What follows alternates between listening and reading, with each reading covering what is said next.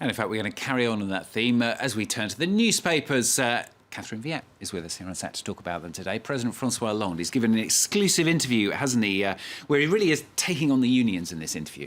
That's right. He gave an interview to La Voix du Nord, and as we mentioned, he's really fed up here at this point, and he says, you know, enough is enough. He's called on the opponents of these labor reforms to stop their strikes. He says the government has already shown its willingness to debate, that changes have been made to the reforms that have been proposed, and enough is enough. It's 3 days before the start of Euro 2016, and it's wrong to try and hold the tournament hostage to the opposition's demands. And as you saw in that last report there, the Economy Minister Emmanuel Macron getting a little bit more than he bargained for at that very simple stamp unveiling he was there to do, wasn't it? Yes, exactly. It was supposed to be kind of a nice photo op. He was there to unveil a new stamp celebrating the Popular Front labor movement. This was big back in the 30s. And instead, as we did see in that report, he was pelted by eggs. These came from protesters angry over those labor reforms we've been discussing. One egg managed to hit him on the side of his head. And as Le Monde reports, Macron was visiting the Paris suburb of Montreuil, which is a home base for the hard-left CGT union. And that's the union that's been most vocal in continuing these rolling strikes. So this was certainly sort of a risky destination for the minister. And many see him as responsible for the current government, leftist government's shift towards supply-side economic policies. However, in the business paper, the editorial pages of the business paper Les Echos, it says that the difficulties facing Macron have only strengthened his determination. And they see the minister as someone who's been sandwiched between the reformist and the leftist majority. Sandwiched, I like it. It is not just Macron, though, who's been the target, really, of public anger, has it?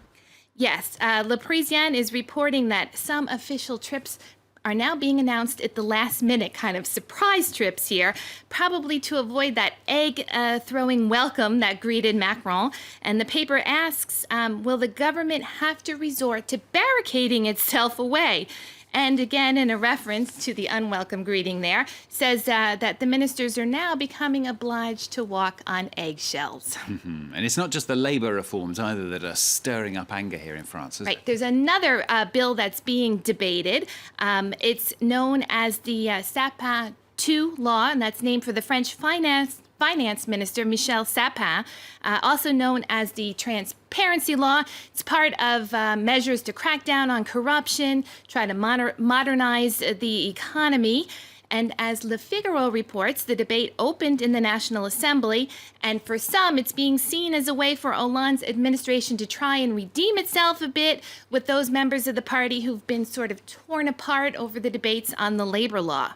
Now, one group of French workers that are really objecting to this measure, though. Right. This comes from Catholic paper La Croix, and they're taking a look at the artisans here. That's because there's this amendment in the law that is proposing to open certain types of jobs to those without previous specialized diplomas. This was the kind of work that was carried out with those with these specialized diplomas, and these artisans are protesting this. They say, you know, it's important. It takes a while for us to learn to do this, and you know, we're defending, the artisans have been defending their qualifications here. The paper also reporting that in Germany, they carried out a similar reform back in 2004 in an effort to kind of modernize and open up certain sectors. But the results since then have been sort of mixed on how the reform went.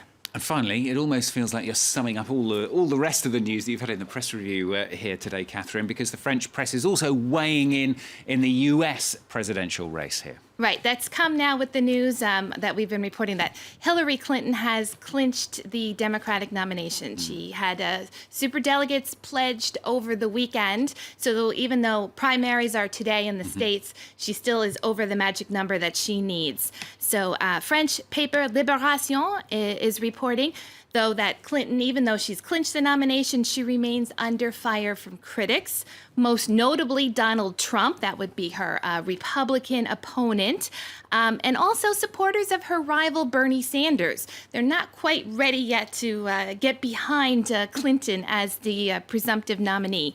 The headline there in the paper reading, "Everyone is against her." Meanwhile, Le Figaro on its front page is asking, can Donald Trump win? A year ago, this Republican candidate was deemed not credible, but since tapping into this big anti-establishment sentiment, he's propelled himself to the top, and the paper's managing to report that some polls are even showing him tied with Hillary Clinton during the general election. And we'll be talking more about this U.S. presidential race in the International Press Review. Okay, that's the International Press Review in 2 hours' time. I suspect we may just be talking about it quite a lot as well over the coming months as well. Of course, we'll be covering that all the way up to the election in November. Thank you very much to Catherine. More news in just a second, plus a country about to celebrate with sport, but still confused and in rather political limbo. We're reporting in focus from Brazil, gearing up for the Olympics amid its people remaining very wary towards its newly installed government. That's in the next half an hour here on France 24.